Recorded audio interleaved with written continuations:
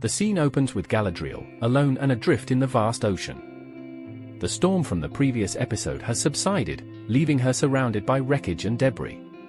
She's visibly exhausted and injured, her white elven cloak billowing in the wind, determined to survive. Galadriel begins swimming towards what she hopes is land. In the world of the Harfoots, Nori goes investigates the crater formed by the impact of the object that fell from the sky, finding the stranger lying unresponsive in the center, while Poppy reluctantly accompanies her. Nori falls into the crater and, in a spark of bad luck, the stranger wakes up, grabbing her. The two of them lock eyes for a few tense moments as the dirt around them begins floating before the stranger passes out again. Nori becomes determined to help this creature, convinced he came there for a reason, and despite Poppy's attempts to convince her to leave him alone, the two of them bring him to a secluded area where he can get shelter for the night. In the Southlands, Bronwyn and Arondir venture further into the destroyed town. It's an eerie place, and soon we realize why. It's completely empty, with not a single human alive or dead. What they do find is a pit within one of the homes that serves as the entrance to a tunnel made by some sort of creature. As Arondir goes into it, he sends Bronwyn away to warn her people.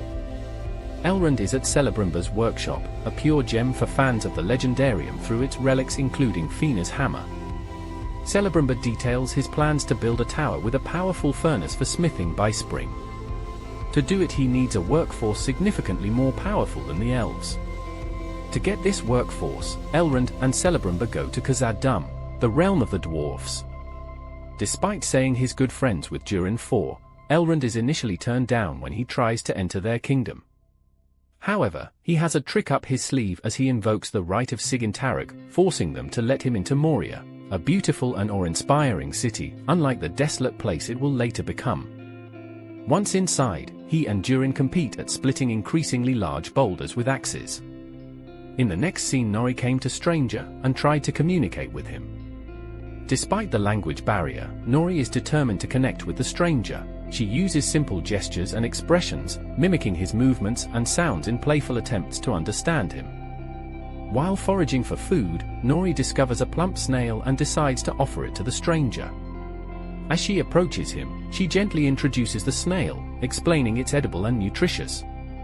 While Nori attempts communication, the stranger becomes entranced with a stick and starts drawing intricate symbols on the ground. Just as the stranger's drawing glows with mysterious light, Poppy frantically arrives, informing Nori about Largo's broken leg. In the next scene, Galadriel is shown alone in the ocean as she starts swimming towards what we hope is land. Thankfully, she finds a raft from a wreckage with some human survivors on it. Despite arguing amongst themselves, they agree to allow Galadriel aboard. However, the second they realize she's an elf, they blame her for what happened to them and one of them pushes her off. This ends up saving her, though, as the beast who sank the human ship destroys the raft, with only Galadriel and one human, a rather hostile man named Halbrand. The two of them talk while they float on what's left of the raft, with the man revealing that they were fleeing orcs. Suddenly, a storm starts, and Galadriel falls off. She is in danger of drowning until Halbrand, in a sudden change of character, jumps off the raft to save her. Back in Khazad-dûm, that bond is breaking like the many boulders Durin and Elrond are ferociously hammering until Elrond finally forfeits. As they ride up a rock face to the exit, Elrond learns just how he's offended his former friend. 20 years may be the blink of an eye to an elf, Durin shouts, wounded. But I've lived an entire life in that time. A life you missed. Elrond offers only his congratulations on the milestones he's neglected, and a request. He'd like to apologize to Durin's family as well. Durin's wife Disa welcomes Elrond with an overwhelming warmth her husband cannot offer. Over dinner, she shares how she and Durin met. She was resonating, a practice where the dwarfs sing to the stones to learn what might be hidden, where to mine, where to tunnel, and where to leave the mountain untouched. Charmed by their affectionate home, Elrond notes the yellow tree from linden that grows improbably in the room. Where there is love, it is never truly dark. How could it not grow in a home like yours?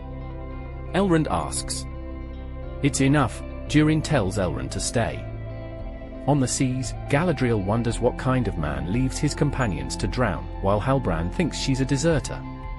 She asks what elves have ever done to cause his animosity, but his response chills her. It wasn't elves who chased me from my homeland. It was orcs. As a storm rolls in, darkening more deeply the already grey sky, he reveals that he's from the Southlands. We know what town Halbrand has fled, and now Bronwyn does too. At the tavern, her news is met with skepticism. Waldreg won't flee with only her word to go on. He's seen landslides less dangerous than a wayward tongue, and the tongue of a woman who trusts elves is not worth much in this town. But at home, Theo hears mice under the floor. He attacks the floorboards, only to peer through the hole and see the ice-blue eye of an orc peering back. Arondir is still crawling along the tunnel when the spindly shadow of some creature he surely does not want to meet looms on the wall. Rats scurry past as he squeezes through a passageway and slides down into an underground lake. He clambers to shore and watches the surface, ready to strike. He's unprepared for the long fingers that emerge from the roots behind him and drag him away.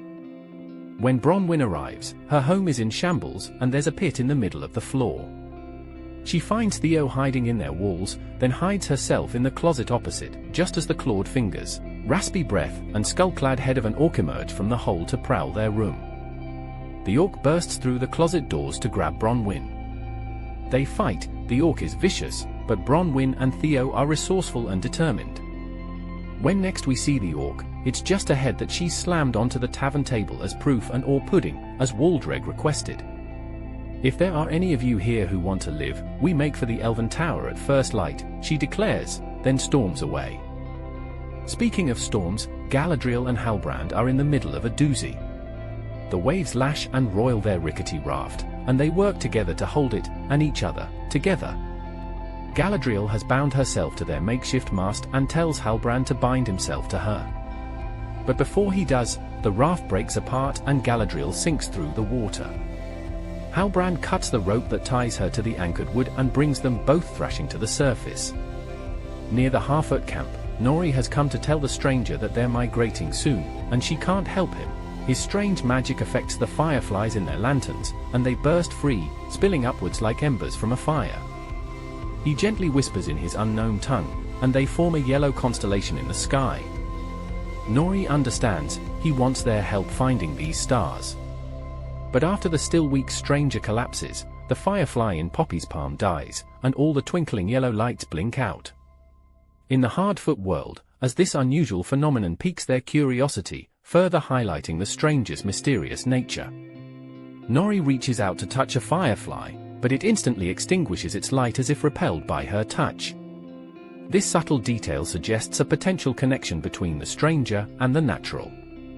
The scene ends with the stranger calming down and Nori reassuring Poppy, but the tension remains palpable. In Khazad-dûm, Prince Durin tells his father that Elrond doesn't know what the dwarves have. King Durin III, with skepticism and a truly spectacular waist-length grey beard, is not so sure. There can be no trust between hammer and rock, he warns his son. Eventually one or the other must surely break. Two guards open a box in front of them.